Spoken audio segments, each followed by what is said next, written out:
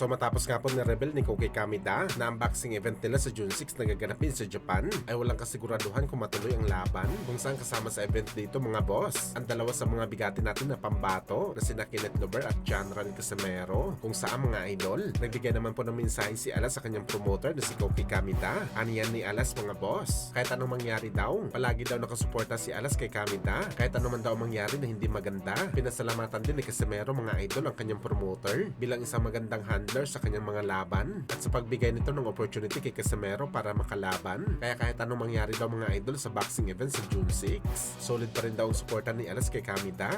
Samantala ilang oras lang nga po ang nakalipas mga idol matapos sinabi ni Kamida na delikado na hindi matuloy ang boxing event nila sa June 6. E pinakita naman po ni Casimero mga boss ang timbang nito 20 days bago ang laban nito kontra kay Luis Neri. Kung saan mga idol, tumimbang si Casimero ng 57.9 kg o 127.6 pounds. Bali 3.6 pounds na lang mga idol ang bigat nito sa weight limit na 124. Kaya ibig sabihin nito mga boss, nasa tama talaga ang timbang ni Alas. Ang ganitong bigat kasi mga idol, from 4 days before the fight na, sinunod talaga ni Casimero mga idol ang tamang pagkat ng timbang. Pero ang malaking tanong dito mga boss, matutuloy kaya ang laban nito kay Neri? Dahil kung hindi mga boss, sayang talaga ang timbang at training ni Cuadro Alas.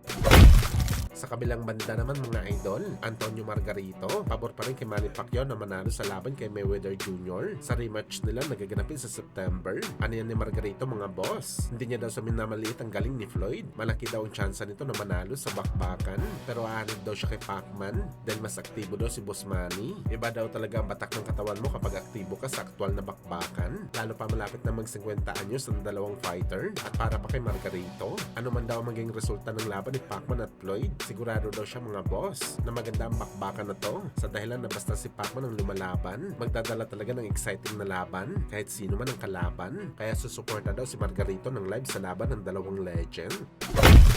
Samantala speaking kay Inoue mga boss, muli nga po nagangas si Bros Carrington at nanawagan na bilisan na daw ni Inoue na umakyat sa 126 pounds at ikasa na ang bakbakan nila sa lalong madaling panahon. Ano pa daw ang hinihintay ng Japanese Monster? Willing naman daw si Carrington na pumunta ng Japan para labanan ito at ready daw siyang lumaban kahit next month pa ang laban nila ni Inoue, kahit next week pa daw mga idol o kahit kinabukasan pa daw mga boss. Handa daw talaga si Carrington na labanan si Inoue. Well, para sa atin mga idol, tiwala naman tayo na malupit talaga na fighter itong si Carrington.